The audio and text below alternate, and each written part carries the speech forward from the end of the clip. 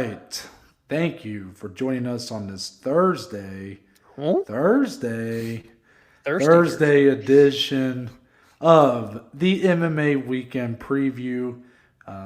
If you guys are kind of not following us on social media, which you should do, there's a link up there. Right up top there, yeah.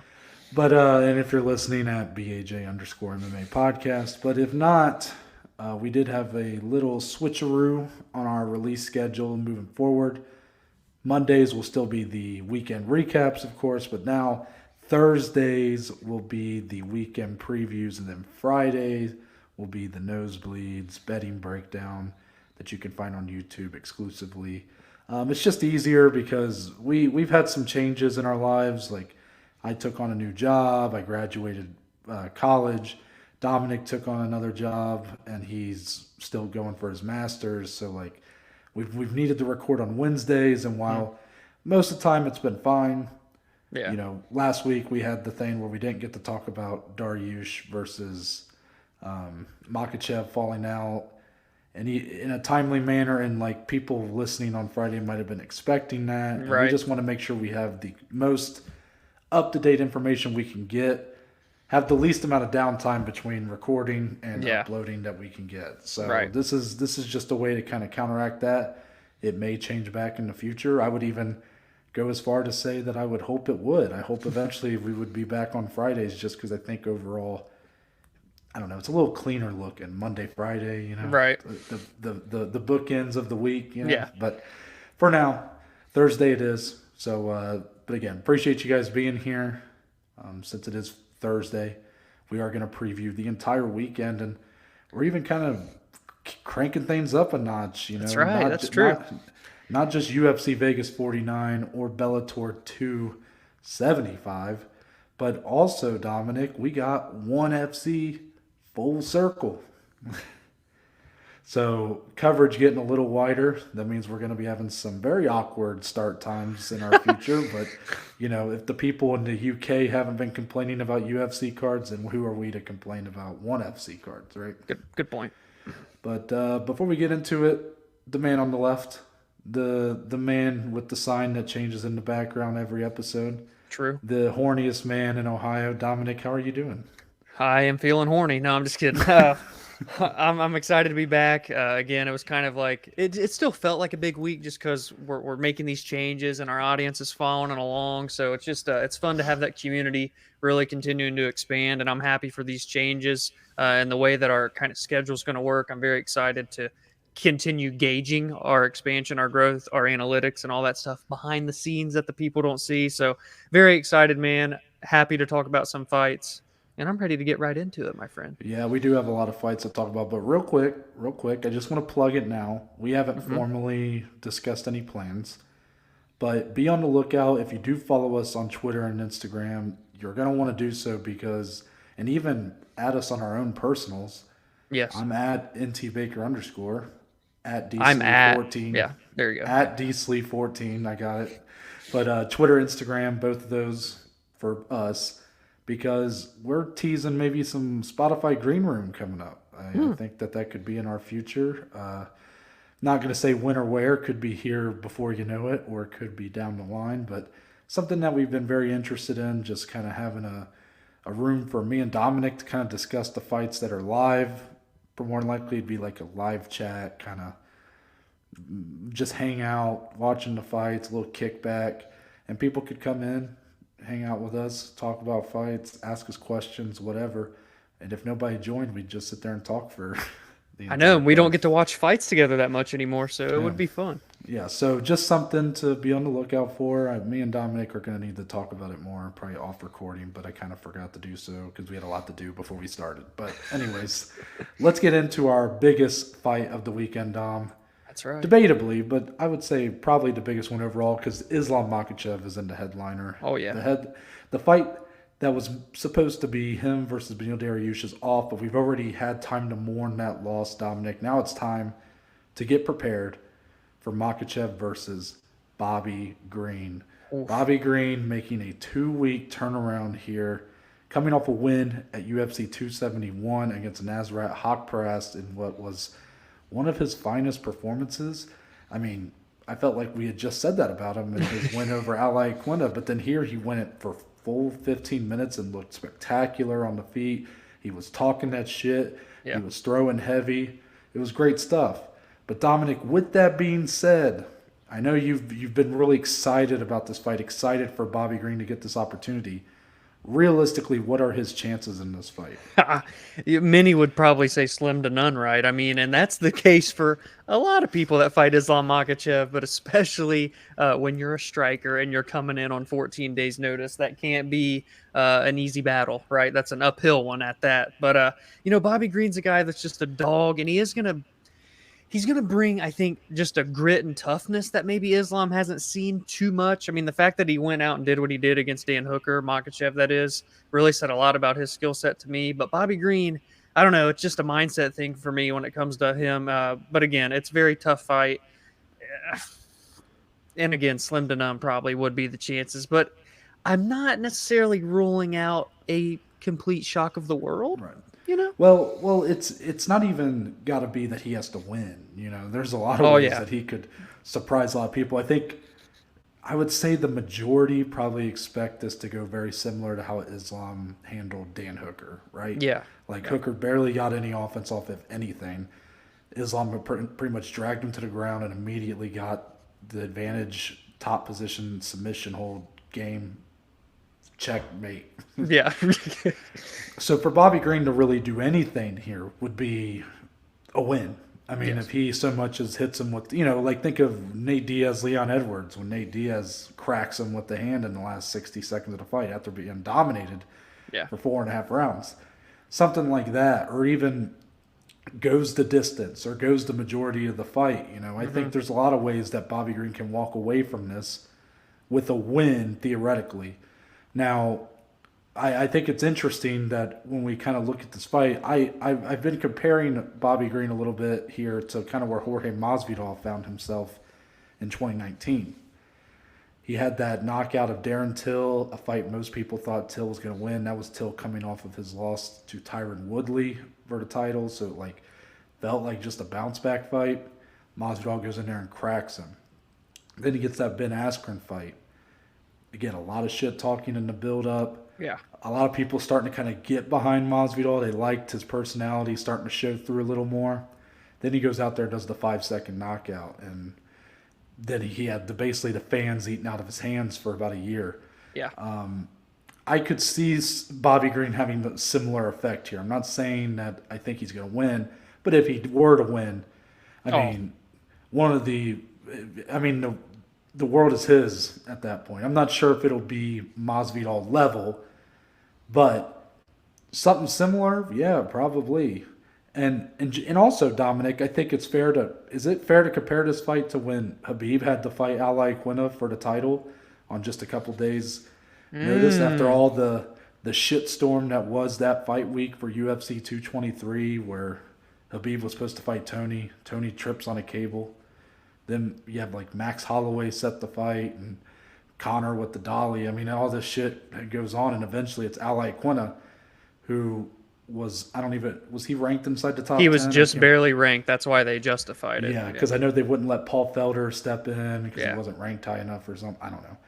But this feels a little bit like that. I'm trying to go in and not have super high expectations for Islam because, yes, I understand that he needs to win this. If he loses this fight, it's a pretty big blow to him. But even if he wins and maybe shows some sort of susceptibility, I'm not going to necessarily use it as a way to say, well, he doesn't deserve a title shot following this, even if he wins. I'm not going to do that. All I need to see from Islam Makhachev is composure, win the fight, and you get the title shot. Don't let it, if it's very close and maybe people think Bobby should have won on the scorecards, if it's a robbery or something, that's one thing. But even then, it's hard to deny this guy. Be 10 in a row now. Yeah. I mean, in another world, he's probably fighting for the title already. But based on where we're at, I think all he's got to do is win here. But I just don't know, Dominic, if the fan base is going to be fully behind it, if there's some susceptibility. Do you think if there's any holes exposed, whether it's when they're on the feed, if Bobby Green's just piecing up Islam and he's kind of having to dive for some takedowns or something like that. Do you feel like the fan base may turn on him a little bit? And kind of like how Habib it felt like people were sort of saying, well, Habib's hands got exposed in that in the Iaquinta fight. Yeah. So could you see something like that happening here with Makhachev? Yeah, MMA fans are always fun, so I could definitely see something like fickle. that. Yeah. I could definitely see something like that. Also, because I just feel like Bobby Green, truthfully, is like a fan favorite going into this fight, so they're going to be behind him regardless. Not that people don't want to see Islam win, but now it's like a whole different dynamic in terms of the fight. And by the way, if we're talking title shots, no, if Bobby Green comes in here and does shock the world, we're talking a guy that could quite literally go from no ranking to hopscotching the most stacked division in the UFC. No, if he wins, does he get a title fight? That's a great question. It's a great question because as much as most people probably don't want to put that much thought into it, because again, I think we can all agree Islam is probably going to win this fight. But after Juliana Pena, what she just did a couple months ago and had me shitting my pants during the pay-per-view, I'm never going to count anybody out again. But even though everybody kind of assumes Islam's going to win, I think that is a fair thing to consider here. Because if Bobby Green goes from unranked, has been fighting, Hawk Parast is kind of he's right there, but Thiago Moises beat Bobby, who was in top 15 for a second. I mean, Bobby Green hasn't really been fighting necessarily top 15 guys. Outside of, I guess, Thiago Moises would kind of be in that range. And Fizayev's there now. But well, Fizayev, yes, that's a good point. But he's losing, I guess, those fights against those guys. If he goes in here and beats Islam Makhachev, it's going to be really hard to deny him, but not as hard as it would be to deny Islam Makhachev with the win here. Because, yes, of course. And I think that's kind of a given, but the title fight itself, when it plays out between Charles Oliveira and Justin Gaethje, if Gaethje wins, I definitely am not sure if Bobby Green just jumps right in. I mean, you might get Poirier, Gaethje 2.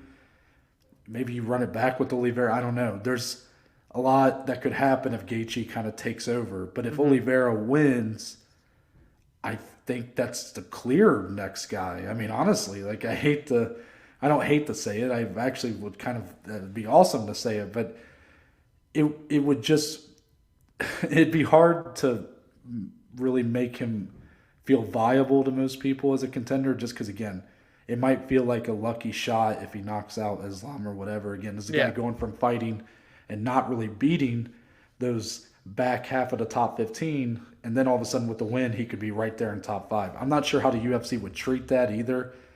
Just because he beat him, would they automatically rank him above him? Right. Those rankings, which I know the UFC don't rank their fighters. It's true. The media, but I don't know.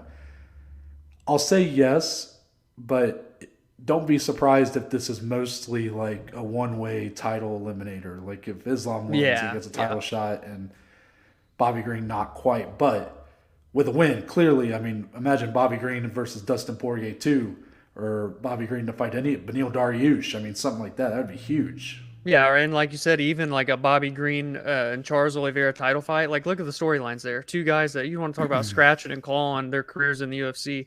That would be quite amazing. And I do just want to add on just to Islam's point here in this fight.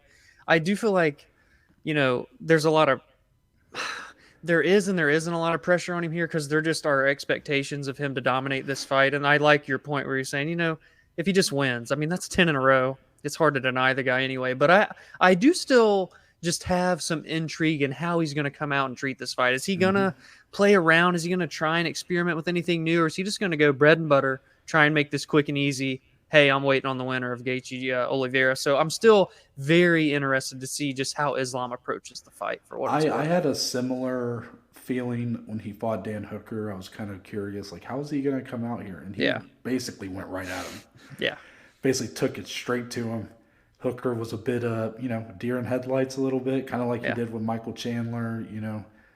With Bobby Green, I expect Bobby to come out pretty hot. So maybe Islam looks to just try to close distance, try to, keep him as far from boxing range as possible so that he kind of has to cool down, the adrenaline dump wears off and all of a sudden now you're in a fight. You got 4 more rounds to go. Yeah. it's it's an uphill battle for Bobby Green for sure. But man, it's crazier things have happened in this sport. Not many, but there's definitely been some. And this is the one sport where, yes, he's a huge underdog. Yes, the odds are stacked again. But this is the one sport that the equalizer is always just one punch, one kick, one maneuver that lands perfect, flush, completely changes everything. Amen. Now, we do have another fight, not the co-main event, but honestly, Dominic, dare I say this might be the best fight on the card overall. I agree, 100%. And that is two very viable contenders that are looking to make a splash here, potentially hop into the top 10 in the lightweight division that's so talent stacked. Arman Tsarukyan, ranked number 13, going up against Joel Alvarez. He was number 15. Now he's kind of, I don't know. He should be top 15, but not quite.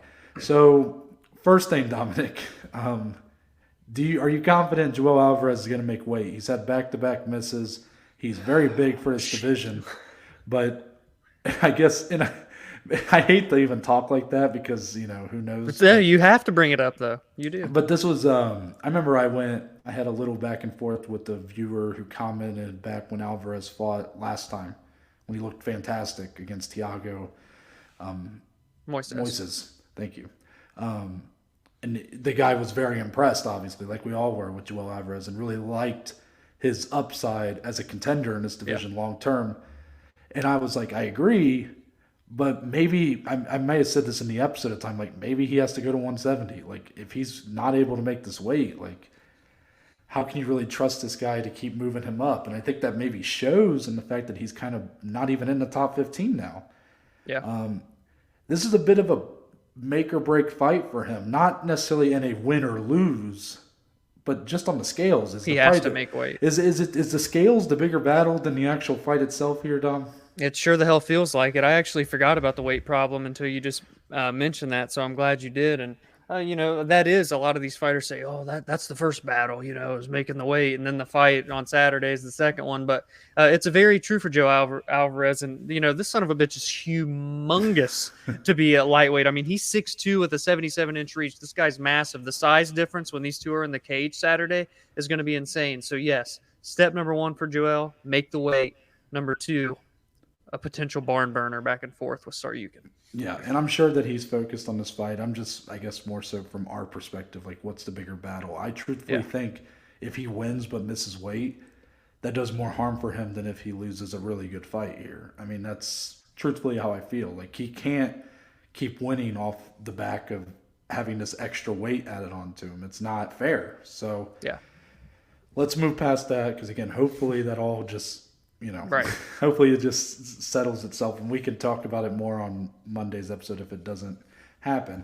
Now, for the fight itself, you do make a good point, and I know you're going to want to touch on that more about the size difference between these two. Definitely going to be a problem for Tsarukyan. But Tsarukyan, man, his grappling is fantastic. I mean, his wrestling is one of the best in the division. His debut was his only loss in the UFC, and it was to Islam Makhachev. But it was a fight of the night. Yes, Makhachev pretty much won the fight, pretty clearly won the fight, but Tsarukyan put up a pretty good fight there. And for Joel Alvarez, it's not as easy as saying, well, let's just take him down and hold him there, because Joel Alvarez loves to finish fights via submission. He's done it, I believe, is it 14 times in his career? 16 times. 16 times. And, what's funny, when you look at the breakdown of his knockout to submission ratio, it heavily favors the submission. But Dominic, Joel Alvarez's hands are really good. Well, I mean, just look at his last fight. Yes, his last fight against Thiago Moises, he put him away in the first round, a guy who took Islam 4 rounds to dispose of. And I do think there's something to be said for that. Joel Alvarez, even though he has so many submissions, a lot of times it's been the work he's done on the feet, overwhelming his opponents, dropping them, whatever it might be, and then he finishes them with the submission on the ground. Right. And his submissions are very slick, very good. For Tsarukyan, the thing that's always held him back before his last fight with Christos Giagos, where he did show some advancement in his game, did get the finish via TKO, I believe. Before that, his wins were all via decision. it's like, okay, he's really good, but he can't finish any of these guys. So, like, how good really is he? Well, then he goes out there and does it on the feet. So the reason why, like, as a betting man, I'm avoiding this fight, as I guess a guy in our position, I'm avoiding even making any sort of prediction about this fight, is because these guys seem to be in a place where they're both improving so much day in and day out that I'm not sure what we're going to see here, because Alvarez looks to be so well-rounded, so much more than people give him credit for, while Tsarukyan showed a lot of strides in his last fight, and I expect even more here. I just said a lot, word vomit, but Dominic, I want to give you an opportunity to talk about these two and the studs that they are. Well, studs indeed. I mean, we're talking about two guys that are, potentially, well, it's not even potentially. They are the next wave of the 155-pound division. We've seen all those guys up at the top for years now, it feels like at this point. But we've talked about how this back half, 10 through 15, is very fresh. And here's two of them right here going one-on-one. Most of the time we don't like those matchups, but holy shit, this one is just absolutely perfect. I love everything about it. I mean, we're talking Arman, 17-2, 4-1 in the UFC. Joel, 19-2, 4-1 in the UFC. Both guys lost their debuts and have tallied off 4 straight wins. Both guys are finishers. Joel's finished 19 out of 19, which is absolutely insane.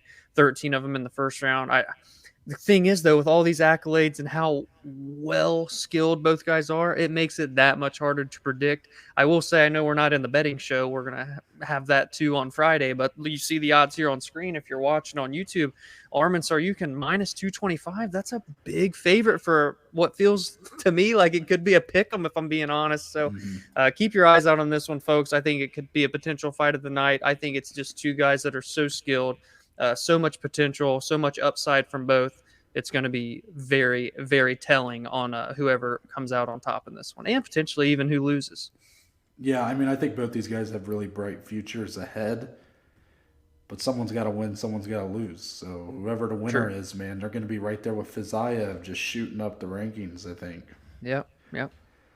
Let's talk about Bellator 275. This could be really the biggest fight of the weekend. I mean, honestly, it's a title fight here. And True. This is in Ireland at the is it the 3 Arena? Is that what it's called? Yeah, something like that. Yeah. Gegard Mousasi looks to make the second defense of his title against Mr. Van Zant, Austin Vanderford, a man who is probably more known for his marriage than his actual fighting ability, but I don't think that's quite fair, because Not at this guy all. is probably one of the best wrestlers in the entire company. He's fantastic at what he does. Yeah. Not the most, I guess, fan-friendly of styles. A lot of decision wins. His last win, though, being his most impressive over Fabian Edwards, the brother of Leon. But really, comparing resumes is just not the way this fight is. Yeah. This is not going to sell you on a Vanderford victory, because Gegard Mousasi is, I believe, 48-7-2. Spot on. Literally has 5 times the experience that Vanderford has. That's not really the story here, but I think the story is, Dominic, how much do you see perhaps Mousasi, as he's getting older, do you see maybe age playing a factor here, and that maybe he's starting to be on the downward slope of his career, versus Vanderford, who's still on the upswing, still in his prime, getting better day in and day out? I think this could be the fight to answer that question, truthfully, because Gegard has looked pretty damn good in Bellator. I mean, he's 6-1. He is on a 3-fight win streak right now. He won that title. He's looking for another title defense. As you mentioned, the experience difference here is insane. You won't find many others like this. This is like Roxanne versus Casey O'Neill, but it's actually even more so than that.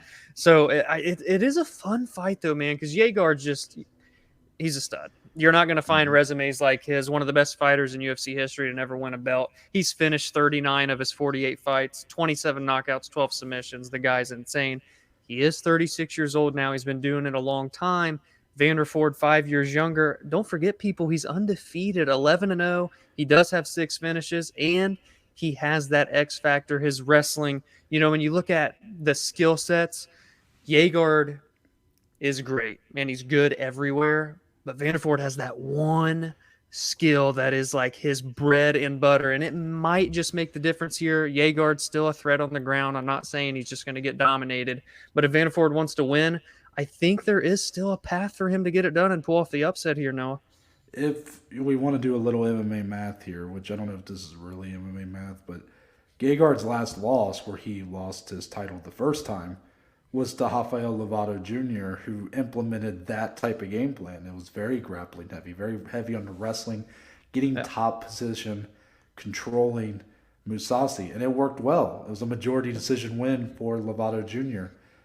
Since then, though, you look at the wins that Mousasi's had. Lyoto Machida, not that kind of threat. Douglas Lima, much smaller guy, wasn't really... Yeah. That fight was a weird one because like Lima wasn't... He just didn't look like Douglas Lima that we'd been accustomed to. And then John Salter, who's a very good submission threat, a good fighter. That's probably... I mean, that's a really good win, a TKO finish there. Yeah. But you just... I mean, with this much experience and considering the fact that Gegard Mousasi is 36 years old, you have to wonder when there's going to be that drop-off. And his competition's still pretty high. I mean, a split decision win over Lyoto Machida at this point, I mean, that was in 2019. Yeah. I love Lyoto Machida. Still a good fighter, but that doesn't tell me you're a champion if you're winning via split decision against Machida. As tough of a fighter as he is. Again, he's the win over John Salter in the fashion that happened. Quite a championship performance. So I'm just saying that it's not even inconsistencies. It's nitpicking. That's what it is here. Because he's awesome. He's one of the best fighters pound for pound in Bellator. Yeah. But there's always that little hint of like maybe he's starting to lose it just a little bit. Just a little bit. Maybe he's not the Gegard who was probably passed over for multiple title opportunities in the UFC 5 years ago, who should have been fighting for the belt way before that. Yeah.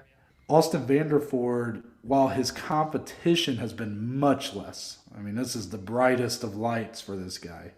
He's in the prime of his career. He has a very good fight IQ. He knows exactly where his strengths lie. He always gets to fight there. I'm not I'm not really picking on this fight, but I'm just saying that if Mousasi's going to lose soon, I mean, this is the kind of opponent that would give him the most trouble out in the top of the ranks, I believe.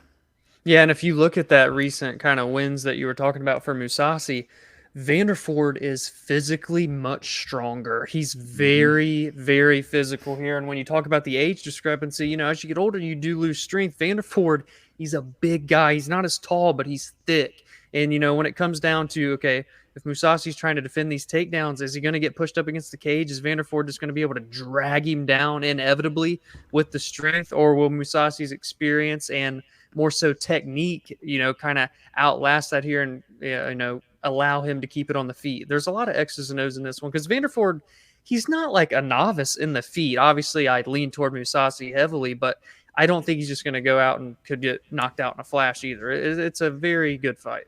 Well, also, just before we move on from Mousasi, what I find so interesting about some of the matchups he's gotten is he typically is the bigger guy. I mean, look back to even before that loss to Lovato where he was fighting Rory McDonald, who was from 170, from welterweight, coming up and was completely outmatched in terms of size, power. I mean, everything. That wasn't a good matchup for him. Yeah.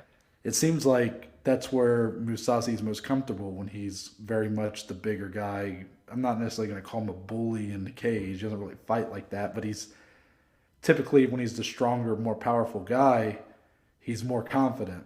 Well, that was the case against Lima too, and that's more recent to kind of look at. So I think you're right. I think there is going to be a battle of strength here, and I don't know. Vanderford is probably going to be the winner of that one, Yeah, very true. Also, this weekend, the main card, Dominic, starts at 7:30 in the morning Friday. That is ONE FC Full Circle. I'll be trying to watch this at work. As you can see, if you're watching on YouTube, the ticker that is just for the MMA bouts. We're just focusing on the MMA side. Look, I'm going to watch the kickboxing and Muay Thai, I'm interested in it, but it's a different part. That's not something that we really focus on. So like, Yeah. Yeah. I feel like we wouldn't be able to give as good feedback on what we saw, even if it is Right. a part of MMA. You guys get Right. what we're saying. But the main event, there's a lot of gold here. There is. Because we got the double champ, the pound for pound best fighter, I would say, probably in ONE FC, Reinier de Ridder. He is the light heavyweight and middleweight champion, and he will be defending that middleweight championship for the first time against the welterweight champion, Kiamrian Abbasov. Whew, a lot of gold on the line. De Ridder, this is his first fight post kind of reaching the top of the mountain. I mean, he basically took the crown from Ang Lasong in back-to-back fights. I mean, we'll talk about Lasong later, but I mean, what a tough road you get knocked out and lose your first belt. Then you have to defend your other belt against the same guy, and then he beats you for 5 rounds. Yeah. So De Ridder has kind of hit a very big high in his career. You know, that Ang Lasong was one of the best fighters one's ever had, and he just kind of he made really light work of him. It seemed like. So now he's finally past that, gets his first test, and it's the welterweight champion of the promotion in Abbasov. So Dominic, you know, being that this is kind of the first card we're really going this deep on for one, I gotta say I think it's a pretty good one to start with, right? Yeah, I agree. I think it's actually a really fun fight. You know, I was kind of just trying to read and research a little bit on one, being that we don't get to see too much of it. We hear about it a lot. They had those American cards here in 2020, but this is one here obviously they're based out there in Singapore, and they've got big fights all the time. I mean, there's 24 fights or some shit on this whole card or something crazy. But this one right here, for all the marbles, we're talking champion versus champion. And, you know, De Ridder does feel like he's maybe not the face, that's a big word, because one has a lot of guys and a lot of different types of mixed martial arts. But De Ridder, in terms of the MMA over there, is one of their top dogs, one of their top draws, and rightfully so. I mean, he's 14-0. He's got 12 finishes. He's in his prime at only 31 years old, and he's looked the part, man. And he did it against, again, other guys that have been kind of that older wave. He kind of eliminated through them, and now it's his time to shine. But for Abbasov, too, who's also a champion, a lot more experience on his end. He's riding a 5-fight win streak. There's just a lot of excitement around this fight. I think it's going to be very competitive. I think we're going to see a stand-up battle. I think it's going to be fun, man. I'm excited to get a little taste of one championship. Yeah, I mean, that's a lot of fights for sure. So, yeah. You know, we might need a couple breaks here and there. Yeah. Oh, a Muay Thai fight's coming up, a kickboxing fight's coming up. Okay, let me go piss and eat or something. But it's always exciting when you get these champion versus champion fights. And here you got a double champ fighting someone who is obviously looking to become a double champ. It's just a lot of gold here. And it's the right kind of fight. You know, obviously we don't know a ton about both these guys' styles, but really you look at the numbers and it tells a pretty clear story. Abbasov is going to look to keep this fight standing. De Ridder is going to look to take this fight to the ground and submit him. It's a great fight because both guys stylistically are finishers. So someone here is going to probably go to sleep one way or another. Obviously, that's been not the case before. I mean, De Ridder's coming off a 5-round decision victory, but it feels like a fight that could really say a lot about, you know, who's the number one pound-for-pound guy. I mean, it's hard to say De Ridder still wouldn't be in the discussion even with a loss because he'd still have a belt, and he has 2 wins over who was clearly the number one guy for a long time in the promotion. But for Kiamrian Abbasov, this is clearly a fight for legacy, and that's a kind of great fight to start with for us, I think. Yeah, I love it. Now, before we get into the rest, we do have one fight announcement, Dominic, and that comes from Bellator London, happening on May 13th. Andrey Koreshkov, we just talked about him, the former Bellator middleweight champion.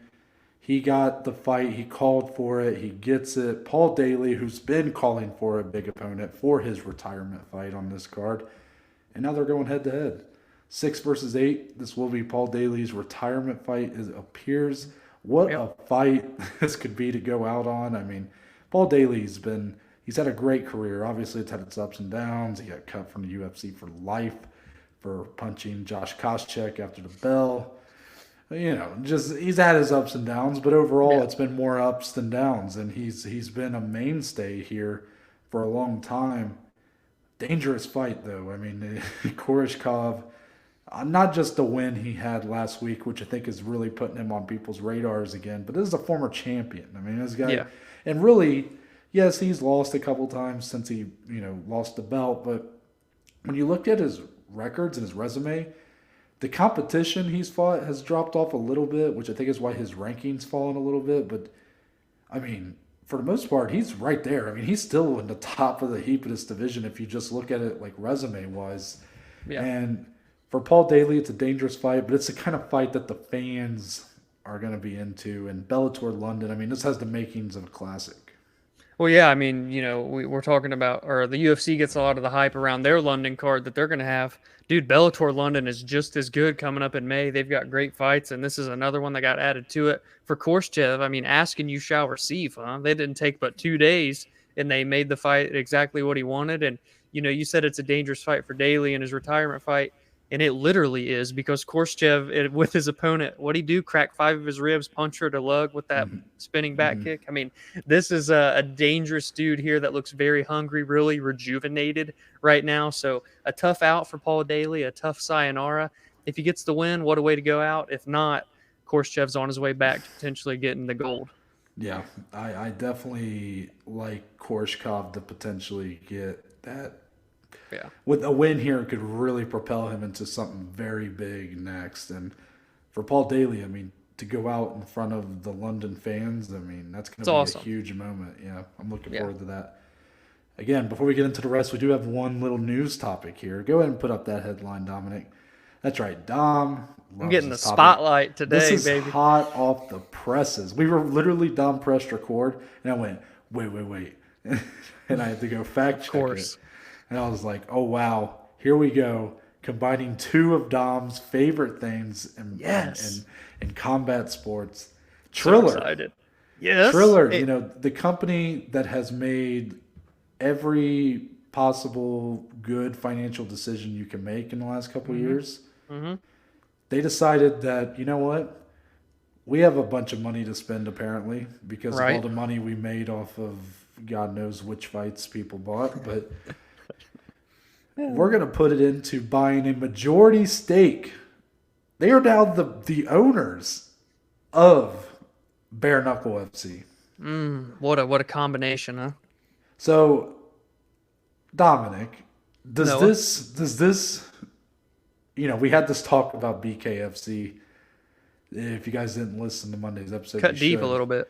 I put Dom on the spot. I wanted him. I exposed him for being a hater of BK. He's the John McCain to BKFC that the UFC had to deal with the real John McCain in the 90s. He's that guy, Yeah.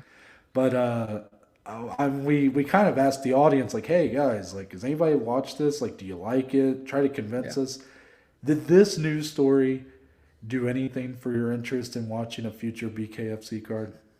Well, is it possible to lessen it? I don't know. I mean, it might have lessened my chances of watching it, because not only have I never watched a bare knuckle card besides like one fight or two at the most, but I've never watched a Triller card. Now we're going to throw them together.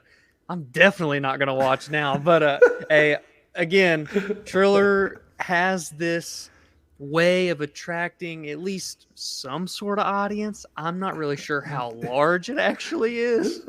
Noah's been attracted to it. So, do what you got to do. Maybe they'll try and they're obviously going to try and get bare knuckle in the triangle ring, right? I mean, that's got to be first thing on the agenda for them, I would imagine. Shit.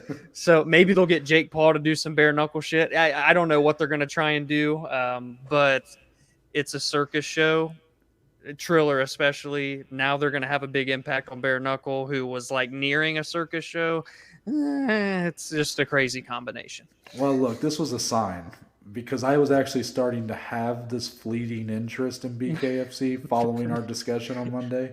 Yeah. Just, if Mike Perry was the headline, or Paige Van Zandt, somebody that would catch my eye, I'd probably watch. Yeah. I was at that point.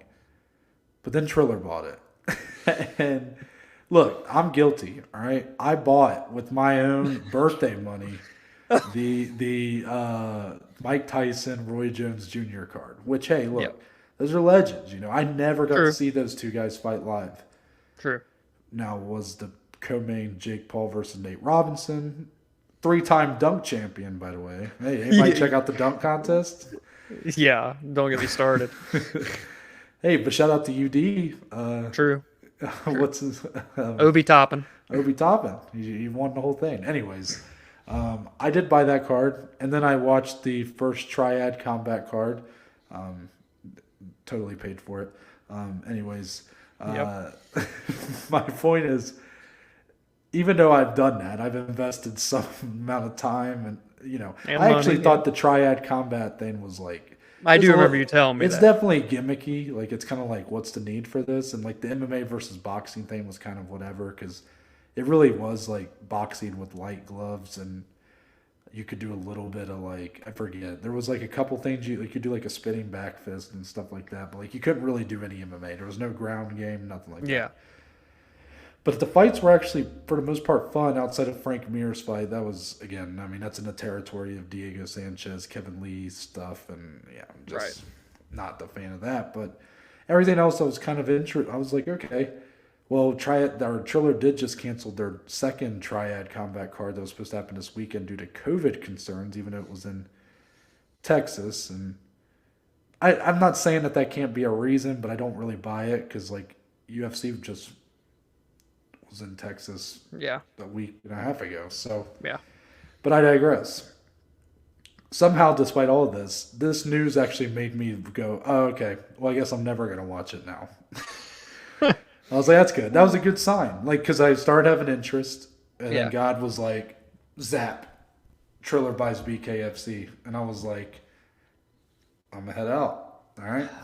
Welcome back, Noah. So we'll see what happens, but I can't trust Triller as far as I can throw him, guys. I'm just being honest with you. I'm not accusing him of anything, but I just don't see the money here. I don't see where it's coming from. Right. This is an app. Triller is an app. It's supposed to be a competitor to TikTok. Did most of you guys even know that it's an app? I mean, probably not. I actually didn't know that, no. Yeah, but they put so much money into these performances and having these celebrities there, and it doesn't seem like people are really buying these cards. Yeah. Now they're backing BKFC. Like, it just feels like this is just going to spell doom for BKFC, unfortunately. I hope not. I do kind of hope not. Part of me wanted the route for BKFC to kind of work out those kinks. Look, they've done some shitty things with their matchmaking. I mean, a guy died in the promotion, for God's sakes, but I was rooting for them to kind of, they could lean into being this kind of freak show thing, but just don't do this absurd matchmaking where guys that are like 5-20 are fighting like really good in their prime. Yeah, like guys that just got out of the UFC. Yeah. Like even Chad Mendez, nobody really talked about how he was fighting a recording artist named Fames who doesn't fight. He's a recording artist named Fames. But I could go on and on, but this did drop my interest. We'll see what happens. I just don't really trust Triller. I don't see the long term. I don't see them being in this long term. I think it's kind of a short term answer for whatever money they hope to make from it, but I don't know. It doesn't spell much for me. Hey, if you have thoughts on it, we're happy to hear them. Thanks, Dom. Let's get out of there. Thank you. And we're going to start back with UFC Vegas 49. A couple more fights to talk about in this card. And Dominic, we maybe have some trouble here because I feel like what I could say about this first fight, I could probably say about the second and the third fight from this card. This card is filled, let's put it like this, filled with young up-and-comers that are so explosive and their striking is so fun to watch. Some bangers, some... What did we call it? What did we call it when Tuivasa? Oh, swang and bang. We have some swang and bang going on. That's what it starts with here. Arman Petrosian and Gregory Rodriguez. This fight has banger of the night written all over it. Swang and bang. Yeah. I was very impressed with what I saw from Petrosian from the Contender Series. This is his debut. a tough draw in your debut going up against Gregory Rodriguez, who has looked really good. He's had a couple of really good wins. He had his last fight was a war that he had no business winning, but went zombie mode. Crazy. Basically went. I mean, literally, it was not to this extent, but when he was putting the combinations together to knock out his opponent, it looked like how Czech Congo was like punching Pat Barry, like stiffened, but like still there, kind of. Oh like yeah. Not.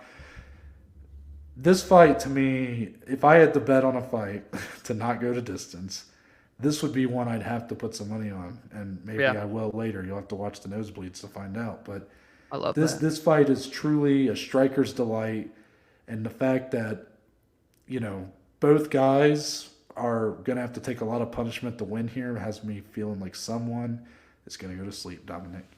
Yeah, I mean, I couldn't have put it any better, especially after Gregory's last fight where it was just so back and forth. It got ugly, but he still finds a way to not only survive but win the fight. And Arman, maybe a little more polished, or at least from what we've seen from him so far. Maybe. Yeah. But Gregory might just bring out the ugly side of him, and that's what makes this one so exciting. I think it's super fan-friendly, potential fight of the night contender alongside up there with Joel and Arman, the other Arman, Tsarukyan. Yeah, that fight I'm probably second most excited for after the aforementioned Tsarukyan Alvarez fight. Following that, again, the combined age in this fight is 45 years old. You got the 21-year-old Rong Zhu going up against the 24-year-old Ignacio Baja Mendez, coming off of his knockout of the year contender against Roosevelt Roberts, the spinning back kick. And that really tells the story for him. Again, very electric, high-level striker. The problem with Baja Mendez is he is a bit of flash over substance sometimes. He almost like Anthony Pettis in a way. He's kind of one of those guys that you have high expectations for, and he'll reach that level at some point, but he may have in his future some faltering moments where you may have to maybe question the how high you had him at one point. Again, that's a lot of projecting right now. But as it stands, he's a guy that's had some close fights. He's won a couple close fights. He had a split decision loss to John McDessie before that knockout. He's in an interesting spot. Again, people are very excited about him coming off that knockout of the year. But he's going up against, I think it's still the youngest fighter on the UFC's roster, in Rong Zhu. I think so. The problem with Rong Zhu, he's looked good. He did have a loss at UFC 261.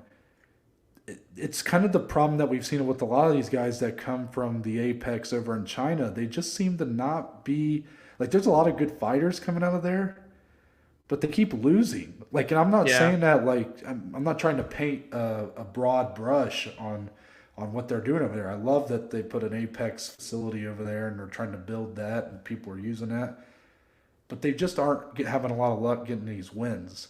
And here, this is a tough draw for Rong Zhu, I believe. But again, tough strikers going head-to-head. Dominic, what do you think of this one? This is another. There are a lot of low-key fun fights on this card, and when we talk about it on our betting show, there's a lot of fights that we don't want to touch, and this is kind of almost one of them. But I did touch it a little. I guess you guys will find out. But it's still just a fun fight where you don't really know who's going to win, and I think even in this one, Ignacio's a 2-1 favorite as well, and I just I can see it. He had that awesome highlight reel finish last year against Roosevelt Roberts. But both these guys are 1-1. In the UFC, they have shown vulnerability. They've been finished before. You just add all these ingredients into the pot. I don't see how this fight's going to be boring one bit. I love it. And the fact that they're both so young, someone has to look good, right? Someone has to push their star power just a little bit more after this one. So we'll find out who it is. Yeah, and then really you could say a lot of the same things about the fight that follows it. Dominic, I'm going to give you the chance to talk first here. Terrence T-Rex McKinney is back coming off his 7-second knockout of Matt Frevola going up against Faraz Ziam. What is the, battle that's going to take place here between these two? Because I think a lot of people know McKinney from that knockout, but maybe not a lot of people is familiar with Ziam. Yeah, very true. And true. Before we even get into Faraz, you look at Terrence McKinney, we are talking about a guy that, he had the fastest knockout in lightweight history. he has more submissions than knockouts in his career. So he is well-rounded. I mean, he's splits pretty even. It's 6-5, but still, that's one more than a knockout. But, to have a 100% finish rate, good everywhere, but he doesn't like leaving that first round. So for Firas here, if he can survive that early storm, because Terrence is going to come out aggressive. And I'm not going to say he's going to be wild. He's very sharp. He's powerful for being a lightweight. But if Firas can survive that first round, that's where this fight gets really intriguing to me. I want to see McKinney be taken to deep water, especially, I mean, for crying out loud, we saw him for 7 seconds. I want to see more of him too. And for, Firas, this is a guy that is, he's 2-1 in the UFC, but he doesn't have that kind of backing behind him that Terrence is bringing into this one, but he can really put a lot of people on notice here. Look for this fight, if it gets out of the first round, to be very, very competitive. I have a feel. I was shocked that the odds were McKinney being a slight favorite. I mean, it's very close, McKinney being a slight underdog. It's very close, but for Firas, maybe I need to go back and watch this guy's fights. He's good. But it does seem a bit like if he goes out of the first round, he's much more the favorite here. While for McKinney, I just think he's going to be if he's so good early, if he's as good as he's explosive, as powerful as he's shown to be, as aggressive, that could work against him. Because again, Firas is a well-rounded guy and could really make work of the level changes here. If McKinney gets off balance or comes in a little too fast. It's a very intriguing fight. I mean, these are two very bright potential prospects in this division. I know a lot of people, again, are more aware of Terrence McKinney. And, he's got the great story behind him and stuff. So, the UFC would love to push that if they could. But he's got to get through a tough test here to really, make dividends on that. Yeah, by the way, just quickly before we switch back to Bellator, you look at that, look at the lightweight fights that are happening here. Not only is your main event huge, but you have 3 big prospect fights at 155. I mean, I love it, man. I love it. That's a great point. Yeah, let's move back to Bellator 275. Again, this is happening in Ireland, and because of that, we got to touch on what's now the new co-main event between Sinead Kavanagh and Leah McCourt, 4v5 in that women's featherweight division. I almost said flyweight. I've made that mistake before. But Dominic, this is a fight that I think for most people in America, they don't really, probably care that much about. They're like, okay, Leah McCourt's done some stuff for Bellator behind the scenes, while, Sinead Kavanagh just coming off that really one-sided, one-punch knockout loss to Chris Cyborg for her title.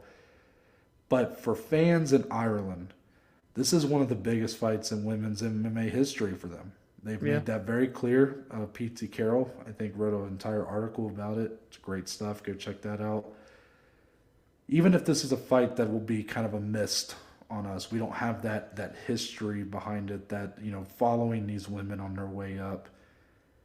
What is the matchup here? I mean, we know Kavanagh is she's a power puncher, but what is Leah McCourt going to have to do to make this her fight?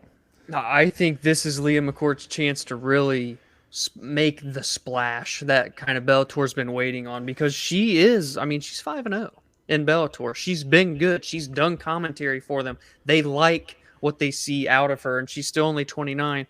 For Kavanagh, she's been there already. She reached that title fight. She got dominated in that fight. She's 4-5 overall, in Bellator.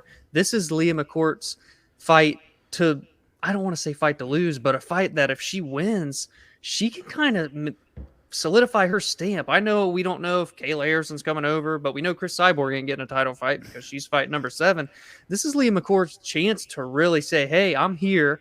If she makes it 6-0 in the UFC with a top 5 win, I think it's going to be hard to deny her. And I think that if she wins in, Ireland, obviously both these women are from there, so regardless, it's going to be a big ovation. But if Leah wins with the momentum she's riding, Bellator will kind of look to capitalize on that market even more so, potentially get a title fight over there for her in Ireland. It's going to be a big deal.